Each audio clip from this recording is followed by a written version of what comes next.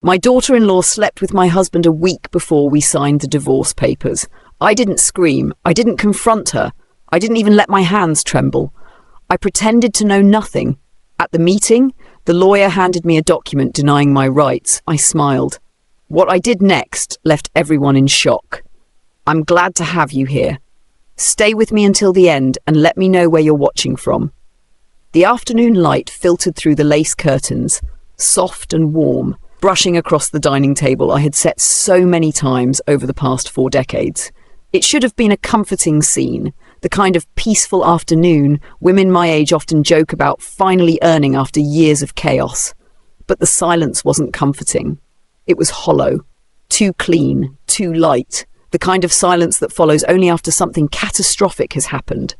3 days earlier, Sage, my daughter-in-law's older sister, had shown up at my door looking like she had run through a storm, her mascara smudged, her hands shaking as she held her purse to her chest. She wasn't the fragile type. She wasn't emotional. So when she whispered, "Nain, I need to tell you something," I felt a piece of myself brace for impact. She told me everything. The lunch dates, the whispered conversations, the lies my husband had fed me for months. And finally, the truth I hadn't my mind form even in my darkest hours, that Ember, my son's wife, had been seeing him behind my back. I listened without interrupting. Years of being a wife, a mother, a peacekeeper had taught me to stay still when the world shook. So I held my teacup, let the steam touch my face, and nodded as each detail landed like tiny weights on a rope already fraying. Sage watched me closely. "You're not angry?" Angry wasn't the word. Anger is loud, sharp, explosive. But this was cold. This was erosion. This was the quiet cracking of stone that had taken 42 years to harden. I didn't shout. I didn't collapse. I simply said, "Thank you for telling me," and walked her to the door. That night, as my husband lay beside me, pretending the soft glow of his phone was work-related, I stared at the ceiling and let the truth settle like sediment. He didn't look at me. Not the way he used to when we were young and reckless and certain life would stay kind. He barely spoke anymore unless it was logistical, bills, groceries, doctor's appointments. The intimacy had evaporated so slowly that I almost missed its final breath. But now I saw it clearly. The late nights, the new cologne, the sudden defensiveness whenever Ember's name was mentioned, the way he moved around me like a guest in his own house. The next morning, he kissed my cheek before leaving for work. A light, absent gesture, one I once cherished, one that now felt like dust brushing past my skin. I made his favourite breakfast anyway. Habit is a powerful thing. I scrambled the eggs the way he liked, light and fluffy, toasted the bread just until golden, even sliced the fruit and arranged it neatly on the plate. I caught myself smoothing the napkin beside the fork. 42 years of muscle memory. Then I sat down alone and watched the steam rise from the eggs until it disappeared. Later that afternoon, I drove to the attorney's office. The divorce papers were ready. He didn't know Sage had spoken to me. He thought he had managed to hide everything. He thought I still believed his sudden desire to separate for clarity was noble, necessary, mature. He arrived 5 minutes late, flustered, smelling faintly of Ember's perfume. A floral scent I recognized instantly because she wore it every Sunday when she came over pretending to help me cook. He didn't meet my eyes as he sat down. The lawyer slid a document toward me, a supplemental agreement meant to strip me of the rights my husband had promised to honor. I could see my husband's signature already printed on the bottom line. He hadn't even waited for me to review it. He signed ahead of time, as if my compliance were guaranteed. He didn't notice my hands were steady. He didn't see the look in my eyes. He didn't hear the click inside me, the final one that signaled my patience had expired. I read the paper slowly, carefully. Every line another thread in a web they had spun together. Then I smiled. My husband's shoulders relaxed, mistaking that smile for surrender. Ember had taught him to underestimate me. She called me predictable, soft, too old-fashioned to fight back. When I placed the pen on the table, I looked at him, really looked at him, for the first time in months. His eyes darted away. Guilt is a coward that hides in the smallest movements. "I'll sign," I said softly. His relief was almost pathetic, but I wasn't finished, not even close. I folded my hands calmly and leaned back. Because before I signed anything, before they took what they thought was theirs, I had a different plan, one neither of them would see coming. One that would make even Ember, with all her confidence and cruelty, rethink the meaning of the word victory. And as I sat in that lawyer's office, ready to play the part they expected of me, only one thought filled my mind. They had no idea who they were dealing with. The house felt different after that meeting, quieter, but not in a peaceful way. It was the sort of quiet that settles over a place when the truth has been spoken aloud, even if only one person heard it. I drove home with both hands steady on the wheel, the window cracked just enough for the cool air to graze my cheek. The sky was clear, unusually bright for late afternoon, but nothing about the day felt warm. When I stepped into the kitchen, the faint smell of pot roast still lingered from the night before. I hung my purse on the same hook I'd used for decades, then stood there for a moment, letting the stillness settle. My husband wouldn't be home for hours. Ember wouldn't show up pretending to help me fold laundry or drop something off for Wade. I had time to think, time to plan, time to breathe. I filled the kettle and set it on the stove. The soft rumble of heating water gave the illusion of normalcy. I reached for the blue teacup I reserved for days when I needed clarity. Robert had given it to me the year we married. A small thing, a simple thing. But right now, it grounded me. I poured the hot water over the chamomile leaves and watched them swirl before settling at the bottom. It struck me how familiar that motion was, things being stirred up before sinking again. Sage's visit replayed in my mind, her voice trembling, her eyes refusing to look away from mine. She hadn't come to hurt me. She came because her conscience wouldn't let her stay silent any longer. When she said Ember's name, she said it with apology, not anger. I remembered that. I held on to it. I took my cup to the dining room and sat at the table, the same one where I'd celebrated birthdays, anniversaries, and quiet Sunday breakfasts. The sunlight stretched across the wood in pale streaks. Dust floated through the beam, rising and falling gently, like memories trying to settle. 42 years of marriage, 35 years of raising a son, 3 years of pretending Ember's smile was genuine. I traced the rim of my cup with my finger. I had always been the woman who kept the peace, the one who made sure everyone else was comfortable. I'd been told it was a strength. I had believed it, but peace had turned me into someone who tolerated too much, forgave too easily, and looked away too long. That wouldn't happen again. I heard the front door open. The hinges always groan, no matter how many times my husband swore he'd fix them. His footsteps paused in the hallway. He didn't call out to me. "Long day?" I asked, my voice steady. He nodded without meeting my eyes. He set his keys on the counter and loosened his tie with the kind of exhaustion men use as a shield. The silence stretched between us. It wasn't companionship, it wasn't comfort, it was distance, a calculated one. "I stopped by the attorney's office today," I said. His hands froze mid-motion. "Oh? I saw the agreement." A flicker, barely there, passed over his face, a crack in the mask he'd been wearing for months. "It's just formality. Nothing personal." Nothing personal. Men say that when they want to wound you without admitting they meant to. I didn't answer. I simply sipped my tea. He moved around the kitchen, opening cabinets, closing drawers, performing a strange dance of avoidance. I watched him like an observer, not a wife. I watched the way he couldn't look at me, the way guilt bent his shoulders, the way betrayal made his jaw tense. I wondered if Ember liked that jawline. I wondered if she traced it the way I once did. He finally cleared his throat. "Dinner?" "I ate already." I hadn't, but the lie slid out easily. I needed space from him, space even food couldn't bridge. He nodded, pretending not to notice the tension. "I'll heat something up." I stood. "I'm going for a walk." His surprise was almost comical. I never walked after sunset, he knew that. 42 years of habits, and suddenly I was breaking one. "You sure?" "I'm sure." I took my coat and stepped outside. The air was crisp, carrying the scent of pine from the neighbour's lawn. The sky was shifting toward twilight, streaked in lavender and rose. I walked down the familiar sidewalk, past the mailbox, past the driveway, past the life I had built and tended like a garden that now refused to bloom. The neighbourhood felt different. Maybe it was me. Maybe betrayal changed the way streetlights glow or how trees look when the wind moves through them. Maybe pain sharpens everything until even the air feels edged.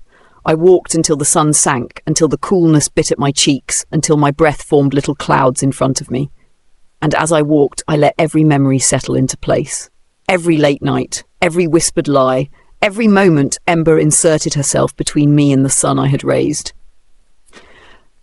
By the time I returned home, my decision was fully formed. It didn't rise in anger or desperation. It came quietly, like the closing of a door. A decision rooted not in revenge, but in truth.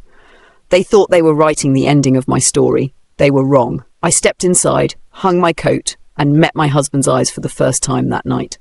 "You'll get what you want," I said, his expression eased, "but not the way you think." He didn't understand. Not yet, but he would. Sunday arrived with the kind of gentle breeze that usually signaled a peaceful day.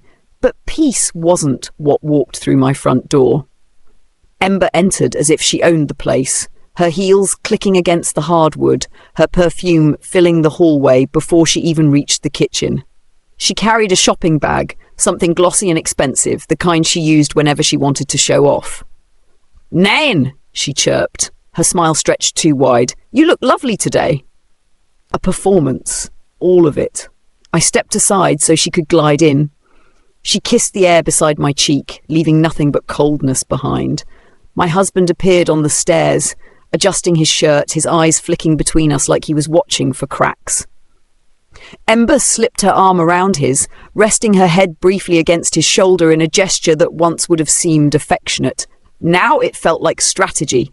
"We thought we'd drop by for our usual Sunday dinner," she said lightly, brushing invisible dust from the counter as if preparing the stage. "Wade will be here soon," I nodded.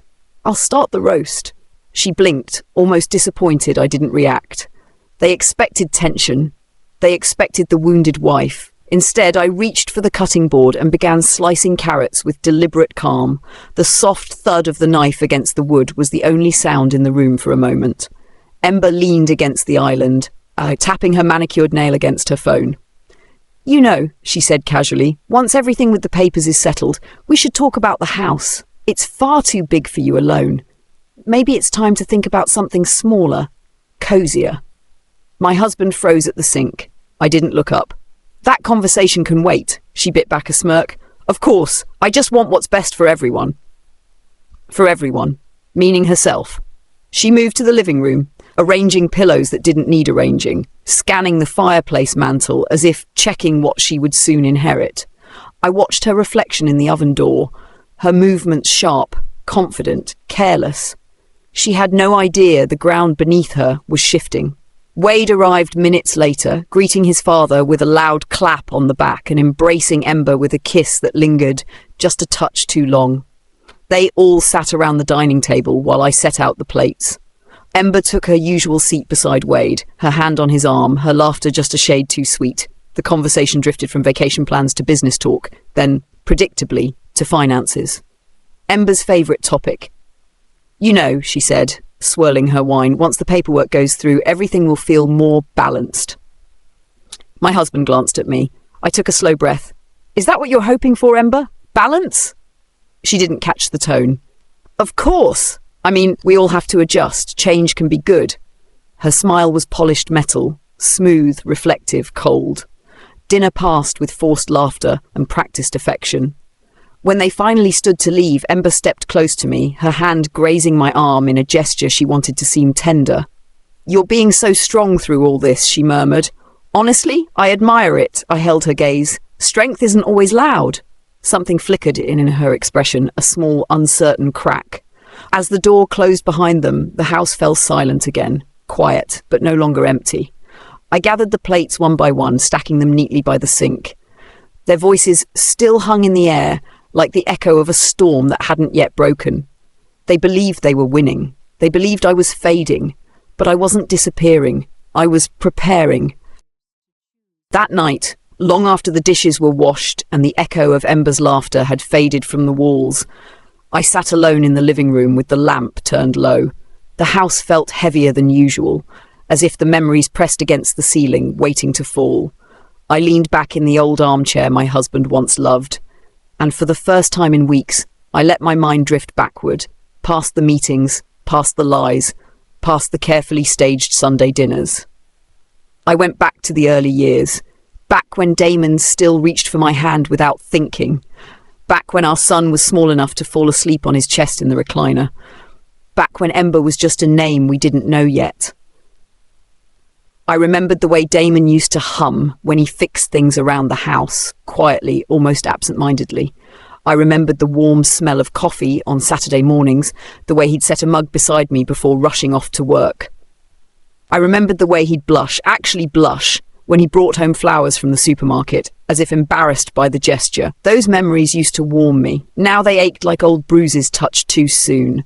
Somewhere along the years, something shifted, not suddenly dramatic. It was softer, quieter, a slow peeling away.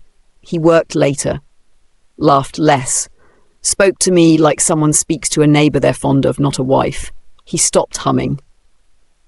Then Ember arrived, pretty, polished, charming in the way people are when they practice in the mirror before visiting your home. She hugged me with arms that never fully touched me. She smiled as if she was memorizing the layout of every room. She asked questions that felt harmless then, how the finances were arranged, who managed the investments, whether I had ever considered downsizing. I thought she was simply curious. I didn't see the threads weaving together. I thought Damon was lonely. I didn't see how her attention wrapped around him like a warm coat he didn't want to take off. Looking back, I could trace every step. The late nights that ran over, the phone turned face down on the table, the sudden need for privacy in the study, the new cologne he insisted he bought himself, the Saturdays he needed fresh air and returned smelling like Ember's perfume. It all added up. I just didn't want to do the math. There were moments, fleeting, thin as hair, when I caught something off in his eyes. Guilt, maybe, or fear, or simply the weight of the double life he'd built with his own hands. But every time I reached for the truth, he closed the door softly, gently, and I convinced myself not to push. I wanted to believe the man I married was still there, that he was just tired, that we were just older, that love didn't need to look the same to still be real. But Sage's voice had shattered that illusion with a single sentence. They were holding hands, like lovers. The kettle had whistled behind her as she spoke, but neither of us moved. I remembered the way the steam fogged the window that afternoon, how the outside world blurred into a haze, just like the life I thought I had. Sage had cried then, covering her mouth with trembling fingers. "I'm sorry, Nain. I should have told you sooner." But sooner or later didn't matter. The truth always arrives right on time. I looked around the living room now, the photographs on the shelf, our wedding portrait on the wall, the quilt I stitched by hand when Wade was little. Everything in this house whispered a story I had believed wholeheartedly, a story of partnership, a story of loyalty. Yet behind each memory, Ember's shadow lurked, stretching farther back than I had ever noticed. She hadn't just taken my husband, she had studied him, studied me. Studied the faults in our marriage like a map she intended to follow, and Damon, weak, aging, aching for something he couldn't name, let her. I placed my hand on the armrest, feeling the worn fabric beneath my fingers. So many years lived in this chair, so many quiet evenings, so much trust. The ache in my chest wasn't from betrayal alone, it was from clarity, sharp, sober, unforgiving. For the first time I saw the past not as a comfort, but as evidence. They thought I was still living in it, but I wasn't. I stood up, switched off the lamp, and let the room fall into darkness. I wasn't looking back anymore. Not with longing, not with regret, only purpose. The next morning I woke before the sun. The house was still draped in shadows, the kind that make familiar rooms look like strangers. I wrapped a shawl around my shoulders and walked to the kitchen, letting the cold tile ground me. I didn't turn on the lights. I didn't need them. I knew this house by heart. Every corner, every floor, every creak in the floorboards. I poured myself a cup of coffee and sat at the table as the sky outside shifted from charcoal to pale blue. It felt like the world was holding its breath with me. I opened the small notebook I kept tucked inside the drawer beneath the placemats. For years it had been filled with grocery lists, recipes, reminders for doctor's appointments. Now the pages held something different. Names, dates, details. Little things, Ember thought I wouldn't notice. Little things Damon hoped I wouldn't question. I began with the bank statements from last year. Damon had once insisted we go through them together. Every line, every deposit, every withdrawal. It was our Sunday routine. But somewhere along the way, right after Ember started visiting to help with meals, he told me not to worry about the finances. "I've got it handled," he'd said, a sentence that now felt like an open door I hadn't stepped through. The first irregularity was small, a transfer made late at night, then another, then one marked as a correction, then one to a name I didn't recognize, Ember's maiden name. I traced the ink with my fingertip. The kettle clicked behind me, heating the water I'd forgotten I set on the stove. I poured it into my second cup, watching the steam rise slowly, like breath finding its way out. I flipped the page. Another note. Damon changed the will meeting. Again. 2 months ago, he cancelled his appointment with our longtime attorney. A week later, he met privately with someone new. He didn't know I found the business card in his coat pocket. I turned to the next page. A list of items moved around the house without explanation. Files missing from the drawer. Tax documents my accountant said had already been submitted, even though I never mailed anything in. A key I found in Ember's purse when she asked me to fetch her phone one afternoon. A key to our safe. Then the credit card charges, jewellery I never received, a hotel in another city. A restaurant we had never visited together. For weeks, these things floated around me like pieces of a puzzle I refused to solve. Now they clicked into place with brutal clarity. I closed the notebook and rested my hands on top of it. Not shaking, not cold, just steady. Steady in a way I hadn't felt in years. It was time to speak to someone who understood the language of betrayal better than I did. By 9 o'clock, I was parked outside my old friend Iris's office. She had been a paralegal for 30 years before retiring to care for her husband. She opened the door with that same warm smile she'd had since we were 19. But her smile faded when she saw my face. "Come in," she said softly. We sat at her kitchen table, the scent of cinnamon rolls drifting between us, and I placed the notebook in front of her. She turned each page slowly, her brows knitting tighter with every line. "Nein," she said finally. "They're not just trying to push you out, they're preparing to bury you, legally, financially, and maybe more." The words didn't sting. They fit. Iris reached for my hand. "You need help. Real help." "I know. I'll put you in touch with someone," she said. "A friend of mine. He's discreet, and he doesn't like bullies." I nodded. I didn't need dramatic reassurances or elaborate plans. I just needed someone who knew the law better than Damon and Ember did. Before I left, Iris squeezed my hands and looked me in the eye. "You're not alone in this." But the truth was, I had learned to stand alone a long time ago. Back in my car, I rested my notebook on the passenger seat. The sun had finally risen, painting the windshield in bright light. I watched the colours shift, watched the world warm itself slowly. They thought they were the only ones making moves. They were wrong. I turned the key in the ignition and began the drive home. Not shaken, not afraid, but certain. The kind of certainty that comes when you finally stop surviving and start preparing. The man Iris sent me to see worked out of a modest office above a hardware store. Nothing polished, nothing meant to impress. His name was Lewis Harper, a retired investigator who'd spent his career untangling financial schemes and family disputes that looked harmless from the outside but rotted everything on the inside. When he opened the door, his expression was sharp, alert, the kind that told me he noticed everything before anyone said a word. "You're Iris's friend," he said, offering a quiet nod. "Come in." His office smelled faintly of old paper and cedar. Stacks of files lined the walls, organised in a way only he seemed to understand. I sat across from him, placing my notebook gently on the table between us. "I was told you could help," I said.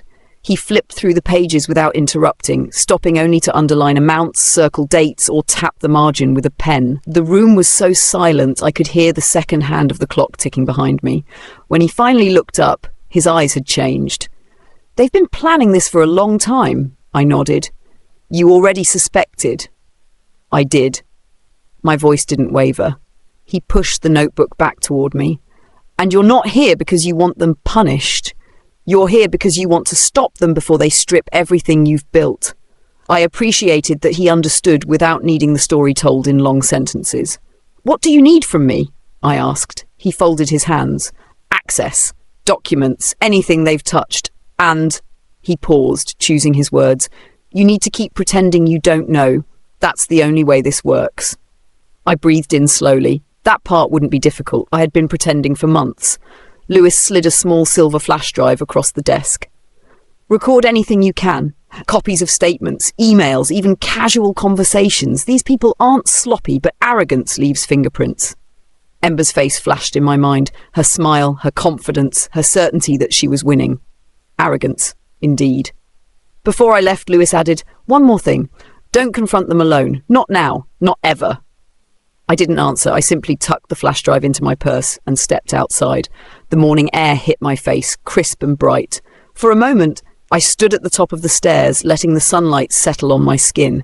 I didn't feel victorious. I didn't feel vengeful. I felt focused. When I returned home, Damon was in the living room pretending to read the newspaper. He glanced up when I entered, his expression shifting. Surprised, then wary, then neutral. "You were out early," he said. "I needed fresh air." He nodded, pretending that explained everything, pretending he didn't care. But his eyes followed me more closely than usual. The guilt was starting to tug at him in little ways, tighter shoulders, shorter breaths, restless fingers. "Did you want breakfast?" he asked. "I'm fine." I walked past him, feeling his gaze on my back. They were sensing something, but they couldn't name it yet. Later that afternoon, Ember called. Her voice was syrupy sweet. "Hi, Nain. Just checking in. How are you feeling today?" "Clear," I answered. She hesitated. "Clear?" "Clear." I heard her shift on the other end, suddenly unsure if she was still holding the upper hand. "Well, Wade and I were thinking of stopping by tomorrow. We have something we'd like to discuss." Of course they did. "I'll be here." When I hung up, I stood by the window, watching the wind ripple through the maple tree in the yard. The branches swayed, steady and patient. Nature never rushed its storms. It let them build quietly. I opened my notebook again, turning to a new page. I wrote down the time Ember called, her tone, the invitation. Each detail mattered now. By evening, the house was washed in a soft orange glow, and Damon hovered again, pacing subtly, asking questions without real curiosity. "Everything okay?" he asked. "Yes." "You're quiet." "I've been quiet for a long time." He didn't know what to say to that. After he went upstairs, I walked into the kitchen and opened the drawer where I kept the safe key he didn't know I'd moved. I touched it lightly, feeling the cold metal against my fingertips. They thought I was preparing to step aside. They thought I was resigned. They thought I was too gentle, too old, too tired to fight. But I wasn't surrendering. I was documenting. I was gathering. I was building the kind of truth that couldn't be twisted, erased, or buried. The kind of truth that would make Ember and Damon realize, far too late, that the woman they underestimated had finally stopped pretending. They arrived the next afternoon right too on time. People with clean intentions rarely watch the clock that closely. I heard their car doors shut in unison, then the practiced rhythm of their footsteps on the walkway. I stayed seated at the kitchen table, my notebook closed, a cup of tea cooling beside me. I didn't rehearse anything. I didn't straighten my posture. I didn't force a smile. I just waited. Ember walked in first without knocking, her confidence filling the doorway before she did. Wade hovered behind her, eyes darting to me with a strange mix of guilt and something colder, calculation. Damon stood by the staircase watching the three of us like someone waiting for a cue. "Nen," Ember said brightly, "we have big news." Her tone made my skin tighten, but my face stayed calm. "Go on," I said. She linked her arm through Wade's like she always did when she wanted him to echo her words. "We've been talking about the future, and we think it would be best for everyone if we reorganize the property and the accounts now before things get stressful." I let a beat of silence stretch. "Stressful?" She nodded, eyes shimmering with well-practiced sympathy. "You know, with the divorce, with Damon needing clarity, with you preparing for the transition." Transition. They loved that word. It made betrayal sound like spring cleaning. Wade cleared his throat. "We want to help." "Mom," I glanced at him. "Help with what?" He looked at Ember, searching for approval before continuing. "With the house, the estate, the assets. Ember found a financial planner who specializes in..." In elderly transitions, Ember added smoothly. My husband tensed behind them, an involuntary flicker of discomfort. Even he knew that phrase was a bit too sharp. I folded my hands. You want to talk about the assets? We want what's best for you, Ember said, smiling as if the words were coated in honey instead of poison. I watched her closely. She believed she was in control, believed she was walking me step by step into a decision she and Damon had already prepared with forged signatures and hidden accounts. Where do you want me to live? I asked. She blinked, surprised by the sudden cooperation. Oh, well, someplace smaller, quieter, maybe a senior community? They have wonderful programs. I nodded slowly. And you two would stay here? Wade hesitated. Ember didn't. Well, yes, it would make financial sense. Financial sense. Not emotional, not familial, just profitable. I leaned back in the chair and looked at my son. Do you agree with all of this, Wade? His jaw tightened. He did that when he was hiding something. He'd done it as a child when he stole cookies. He was doing it now while helping his wife push me out of my own life. I think, he said carefully, it's time for all of us to move forward. Move forward, another rehearsed phrase. Ember placed a folder on the table. We brought some preliminary papers, just outlines, nothing binding. I didn't touch it. She nudged it closer. You can look through them later. We'll help you with the details. I lifted my eyes to her. What if I don't want your help? She froze for a fraction of a second. Small but enough. Control interrupted. Wade stepped in quickly. Mom, we're trying to make things easier. For whom? I asked, his mouth open then closed. Ember took over. This is the right choice, she said, voice softer than before. You're overwhelmed. You've been scattered lately. Scattered. That was the word they would use if anything happened to me. I reached for my tea, took a slow sip and set the cup down gently. I appreciate your concerns. Ember brightened, interpreting it as surrender. But, I continued, I'll be the one deciding what happens with my home, my accounts, my future. Her smile faltered. Wade looked confused. Damon shifted uncomfortably. I opened the drawer beside me and placed the safe key on the table. Not dramatically, just quietly enough to make them wonder what I knew. You three seem very invested in decisions that aren't yours, I said. Their eyes followed the key like it was a loaded weapon. Ember swallowed. We just care. I lifted the key with 2 fingers and slipped it back into the drawer. Good. Then you won't mind giving me space to think. They didn't argue. They couldn't. Something had shifted in the room, an energy they didn't understand. They left minutes later, Ember's smile brittle, Wade's shoulders tight, Damon's eyes avoiding mine completely. When the door finally shut, the house exhaled a long, tired breath. I walked to the window and watched them stand by their car, whispering urgently, glancing at the house as if trying to see through the walls. They felt it. A crack in their plan, a shift they didn't anticipate. A woman they thought was cornered, who now held her head high. I closed the curtains slowly. They believed they could tighten the trap.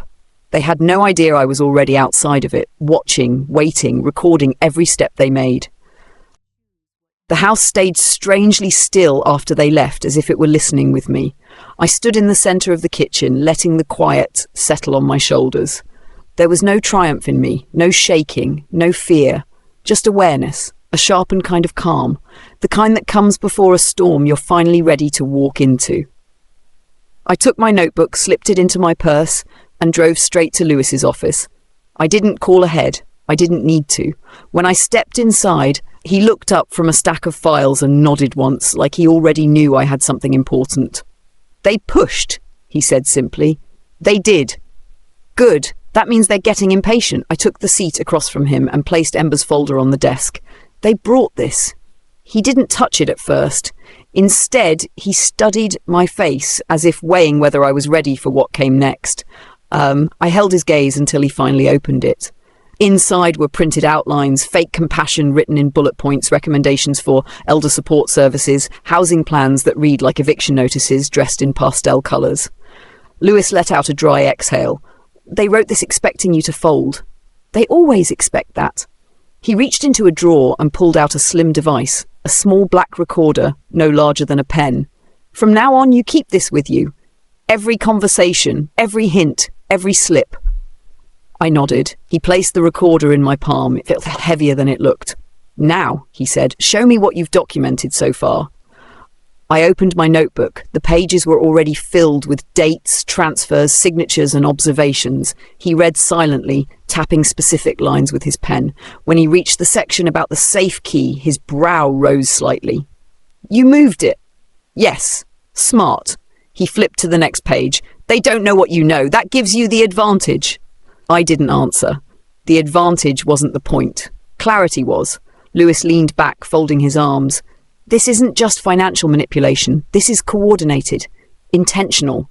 They're setting up a narrative around your stability, your mental state. They'll try to make it look like you're unfit. That's how these cases play out. I stared at the papers on his desk. My husband's signature beside dates that didn't make sense, transactions that travelled through Ember like veins of poison. I let them think I'm confused, I said. Good, he replied. Confusion makes predators sloppy. He drafted a list of tasks for me, documents to gather, accounts to review quietly, calls to make from a number they didn't know. He spoke clearly. No drama, no theatrics. Just the steady confidence of a man who had watched families unravel for decades and knew exactly where to place the thread. When I left his office, the sun hung low, glowing orange across the parking lot. I paused beside my car, letting the warmth settle on my face. It reminded me of the evenings I used to wait for Damon to come home, back when coming home meant something. Those days were gone now, and I wasn't grieving them anymore. At home, I moved through the room slowly, touching surfaces I'd dusted 1,000 times, feeling the weight of history in every framed picture and folded blanket. I opened the safe just long enough to confirm everything was still in place. Documents, jewellery, the original will Damon once signed with pride. I locked it again. Then I began the quiet work. I photographed statements and stored them on the flash drive Lewis gave me. I recorded a voicemail Ember left 2 hours earlier. Her voice carefully bright, too careful. I took a picture of the folder she'd pushed across the table. I wrote down every detail I remembered from the conversation. The house was silent except for the soft ticks of the clock. A steady rhythm. A reminder that time wasn't running out for me. It was running out for them. When I finally sat down, night had settled around the house. Damon was upstairs, moving slowly, his footsteps heavy with whatever version of guilt carried. He hadn't tried to speak to me since yesterday. He didn't know how. I didn't go to him. Not anymore. Instead, I opened my notebook to a fresh page and wrote one sentence at the top. They think they're close. They have no idea how far behind they really are. The storm finally broke 2 days later. Not outside, but inside the house. It happened quietly, the way all dangerous things begin. I was in the kitchen slicing apples for a pie I didn't intend to eat, letting the steady rhythm of the knife anchor me. Damon came downstairs with his phone pressed to his ear, whispering with the kind of urgency people think is invisible when they're standing in another room. It wasn't. No, she hasn't said anything. She's acting normal. Yes, Ember! I told you. She's fine. Ember, calling my husband in the middle of the day, checking on me like I was an object she planned to move. I wiped my hands on a towel, walked into the hallway, and he froze the moment he saw me. He lowered the phone slowly, as if pretending would undo the truth I'd already heard. Everything okay? I asked. He opened his mouth, closed it, then nodded. Just a work thing. A lie, quick and flimsy. I didn't question it. I simply walked past him, leaving the scent of apples in the air between us.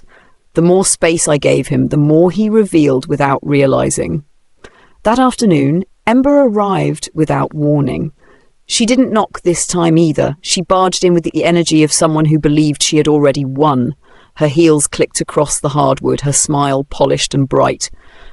There you are, she said, as if she owned the house. We need to talk. I set the pie dish gently on the counter. We talked 2 days ago. Yes, but things are moving quickly. Wade spoke with the planner and Damon agreed it's time to finalise arrangements. My husband stepped toward us, tension gripping his jaw. It'll make things easier, Nain. For whom? I asked again. Neither answered. Ember placed a typed document on the table, freshly printed, edges crisp. This outlines the recommended restructuring. Housing, medical, financial. It's just a starting point. I didn't touch it, didn't look at it. Didn't give it the dignity of acknowledgement. Instead, I lifted my eyes to her. Why the rush? Her smile wavered. We just want stability. Stability. Their favourite mask. She stepped closer, lowering her voice. It's hard watching you handle everything alone. We worry. I let the silence sit long enough for her to squirm. You're lying, I said calmly. Her lips parted. Excuse me? You're lying, I repeated, my tone even. And you're not very good at it. Her face stiffened. Damon looked down at the floor. The truth, spoken plainly, rattled them more than any accusation ever could. I took a step toward the table, finally glancing at the packet. Not reading, just looking. Where's the section about my accounts? On page, she began. I didn't ask you. She swallowed, caught off guard. This wasn't the version of me they planned for. Damon rubbed the back of his neck, a nervous habit he hadn't used since our early marriage. Nain, we're trying to help. You're trying to hurry, I corrected. There's a difference. He said nothing. I pulled out a chair and sat down slowly. Tell me the real reason you're here. Ember straightened, lifting her chin. Fine. If you want honesty, your house is too large for someone your age, and managing your finances is becoming complicated. Complicated? I echoed softly. Her confidence returned as she leaned her palms on the table. We're stepping in before things get harder for you. There it was, the narrative, the groundwork for painting me as incapable. I opened my purse and set something on the table, Lewis's small recorder. I didn't turn it on. I didn't need to. The sight alone prickled their composure. Ember stepped back. Wade's eyes narrowed. Damon's breath caught. I let the silence bloom again. You want to help, I said, but everything you're doing benefits only you. No yelling, no tears, just truth, sharp and simple. Ember crossed her arms, forcing a laugh. You're imagining things. Then you won't mind slowing down, I said. Damon finally spoke, voice low. She means delaying the decisions. Ember shot him a look. We've talked about this. Yes, I said quietly, but you didn't talk to me. Their plan began cracking in real time, small fractures but visible. I'll review your papers when I choose, I added. Not before. Wade muttered something under his breath. Ember's jaw clicked. Damon looked smaller than I'd ever seen him. They left shortly after, leaving the packet neatly stacked on the table like a threat disguised as paperwork. When the door shut behind them, the house was silent again. I picked up the document, flipped to the first page, then walked it straight to the fireplace. I didn't burn it. Fire leaves smoke, and smoke raises questions. Instead, I slid it into a drawer far from the safe, far from anything important. Then I sat down with my notebook and wrote the only sentence that mattered. They're accelerating their plan. And so am I. That night, the house felt charged, like static humming just beneath the walls. Damon moved through the rooms with a restlessness he tried to hide, but after 42 years, there was nothing he could conceal from me. I watched him quietly from the hallway as he paced near the study door, opening drawers, closing them, rubbing his temples like a man trapped between fear and obligation. He didn't know I saw him slip one of our joint folders into his briefcase. He didn't know I heard the zipper. He didn't know I was standing in the dark, listening.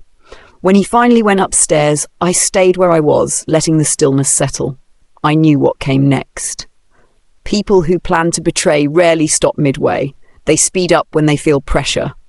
Ember pushing, Wade assisting, Damon following out of shame or weakness, maybe both.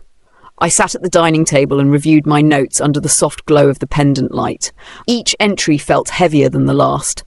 Dates, amounts, their words, their patterns. It was no longer just suspicion, it was structure. A blueprint of what they were building against me. I didn't flinch. I didn't hesitate. The next morning, before the sun even reached the top of the trees, I got in my car and drove to Lewis's office again. He opened the door with raised eyebrows. I thought we'd meet tomorrow, he said. We don't have time, I replied. I placed the folder Damon tried to steal on the desk. He took this last night. I switched it while he wasn't looking. Lewis scanned the files. He's gathering documentation. This is how they set the stage. They'll claim you're unable to manage your finances. They'll argue you're confused, forgetful. They'll fail, I said calmly. He smiled, not out of amusement, but respect. Good, then let's move forward. For the next hour, we built the foundation they never expected me to lay. A freeze on certain accounts, a notarized record of my current mental and financial clarity, a private statement outlining the coercion attempts, a scheduled meeting with his attorney friend, discreet, experienced, ruthless. Lewis tapped one page with his pen, This will protect you, but the real power comes when they think they still have control. Let them talk. Let them push. Let them reveal themselves. I nodded. They will. When I left the office, I felt no fear, only certainty, the kind I hadn't felt since long before Ember stepped into our lives wearing that first forced smile. At home, Damon was waiting for me in the hallway. "Where were you?" His voice tried to sound casual. "It wasn't. Out," I answered. He studied me, something wary flickering in his eyes. "We need to talk." "Then talk," he swallowed. "Ember wants to come over tonight. Wade too. They think we should finalize everything before..." "Before what?" I asked. He hesitated. "Before things get complicated." There it was again. The script, the pressure, the desperation. I stepped closer and he had no choice but to meet my eyes. "You seem nervous, Damon." His breath hitched. "I'm not. You are." He looked away. Guilt always bends the neck. "I don't want things to get ugly," he murmured. "They already are." He winced. Before he could speak again, Ember's text lit up his phone, her name flashing across the screen like a warning flare. He tried to hide it. That was pointless. "Tell them to come," I said. His head snapped up. "You want them here?" "Yes." My voice steady, almost gentle. The calm before a shift only I understood. "They want a meeting," I added. "Let's give them one." He didn't know what to do with my agreement. He nodded stiffly and went upstairs, his footsteps uneven. I walked into the living room, opened the curtains and let the afternoon sun spill across the rug. Light filled the room slowly, washing over the furniture, the photographs, the years of memories twisted into something unrecognizable. I went to the fireplace and placed a single folder on the mantel, the one Lewis prepared for me. Nothing in it was dramatic, nothing loud, just truth, simple and undeniable. I sat down in the armchair and waited. Not anxious, not plotting, not afraid, just waiting. Because tonight, for the first time, they would walk into a house where the ground no longer belonged to them. For the first time, they would see me, not the woman they dismissed, not the one they attempted to erase, but the one they misjudged. And when they stepped through that door, smiling those careful smiles, they would finally understand the meeting wasn't for me. It was for them. They showed up just after sunset, shadows stretching long across the porch as they approached.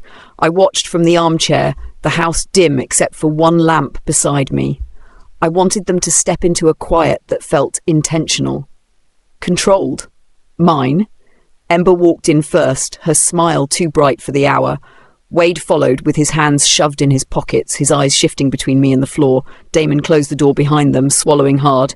"Nain," Ember said softly. "We're glad you're feeling up to talking tonight." Up to talking, as if I'd been fragile, as if they were caretakers. "Sit," I told them. They exchanged a look, confused, thrown off balance, but took their seats on the couch. Ember placed a new set of papers on the coffee table, sliding them forward like an offering. "We refined everything, just some final adjustments. It won't take long." I didn't touch the documents. I didn't even look at them. I simply folded my hands in my lap and let the silence stretch. Wade cleared his throat. "Mom, this is what's best. You don't have to worry about anything." "I'm not worried," I said. Ember tried again. "We just want clarity for everyone," I nodded. "Good. So do I." Their confusion deepened. Damon stared at the mantel, his eyes locked on the folder he hadn't seen before. I leaned back, steady and composed. "Tell me exactly what you want from me." Ember blinked. "We told you. Support. Simplification. A transition plan." "No," I interrupted softly. "Tell me the part you haven't said yet." Her smile faltered. "I don't understand." "You do." The air shifted. Wade sat up straighter. Damon reached for the arm of his chair. "You want access to my accounts," I said. "You want control of the house. You want the authority to manage my decisions. You want my signature on something you intend to rewrite later." Wade's jaw clenched. "That's not..." "Stop," I said. Just one syllable, quiet but final. He stopped. Ember's eyes narrowed. "You're being dramatic." "No," I said. "I'm being clear." I opened the folder on the mantel and held up a single notarized page. Their eyes followed it like prey watching a trap snap shut. "This," I said, "is a legal statement documenting every attempt you've made to pressure, manipulate or isolate me regarding my estate." The colour drained from Ember's face. Wade leaned forward. What are you doing? "I'm protecting myself." Damon finally spoke, voice cracking. "You didn't have to do this." "I did," I replied, "because none of you stopped." The room grew very still, a cold, suspended kind of stillness. Ember forced a shaky laugh. "So what? You think some paper changes anything?" I held her gaze. "It already did. I set the folder down on the coffee table, right on top of their documents. Everything is now with an attorney. Every interaction from this week has been recorded, not every file you've touched has been documented." Wade stared at me like he was seeing a stranger. "Why didn't you just talk to us?" "I did," I said. "You just weren't listening." Damon rubbed his forehead with trembling fingers. "We were trying to help." "You were trying to erase me," I corrected. That landed like a stone dropped into a still pond, quiet, but deep enough that none of them attempted to deny it. Ember reached for the stack of papers she brought, hands shaking now. "This is a misunderstanding. We can fix it." "You won't be fixing anything," I replied. "The accounts are frozen, the house is legally protected, and any further interference will lead to charges." Wade exhaled sharply, anger flashing across his face. "Mom, you're blowing this way out of—" "No," I said again. "I'm done being quiet." I stood slowly, letting the weight of every year, every sacrifice, every ignored warning fill my voice. "You used my trust to build your plans. You used my silence to justify your cruelty. You used my love to excuse your greed. No shouting, no shaking, just truth delivered like a blade wrapped in velvet." Ember's voice cracked. "We didn't mean—" "Yes," I said, "you did." Damon looked at the floor, tears forming despite himself. "I made mistakes. You made choices." None of them spoke after that, not for a long while.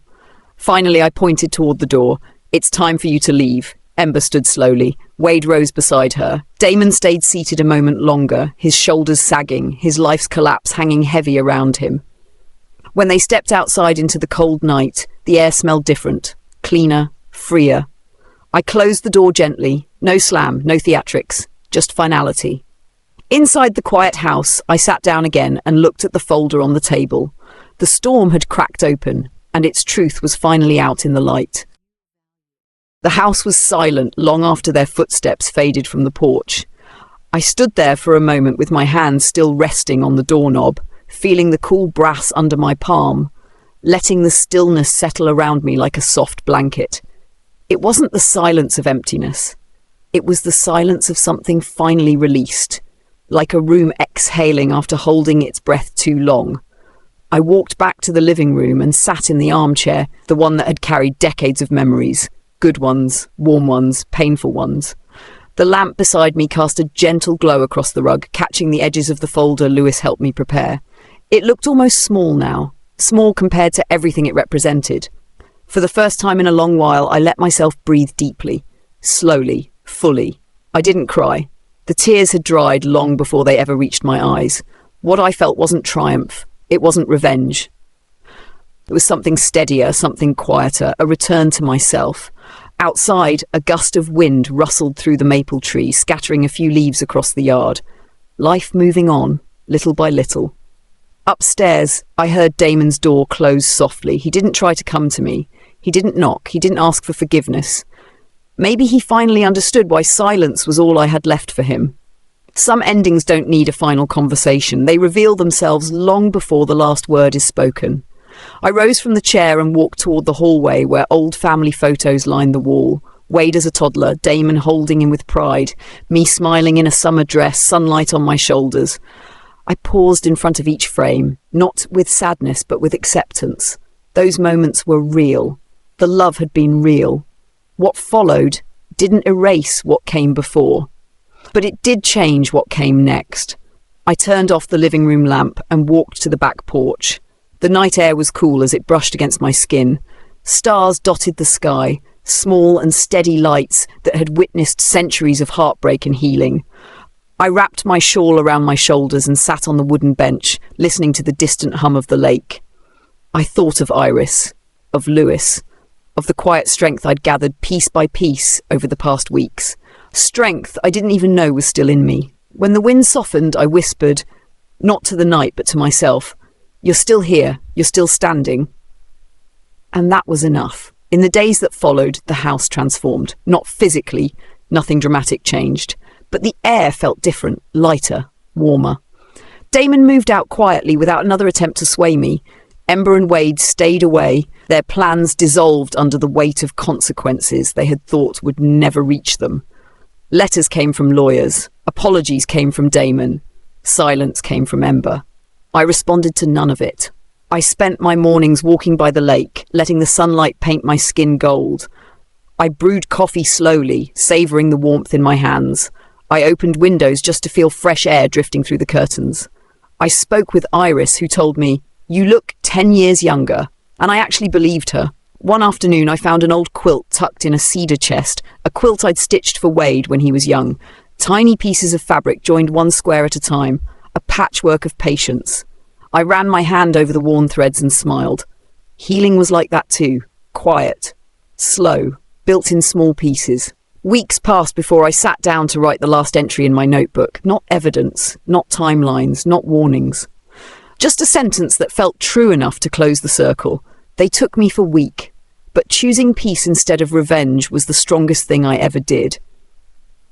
I closed the notebook and placed it gently in the drawer. Then I stepped outside again, onto the porch, listening to the soft rustle of leaves and the distant call of a bird settling into its nest. The world around me felt calm, honest, steady. I looked out across the yard, breathed in the cool evening air, and let the story settle, not as a wound, not as a battle, but as a chapter I had survived, and with a quiet heart I whispered the only ending this story ever needed. I'm free now.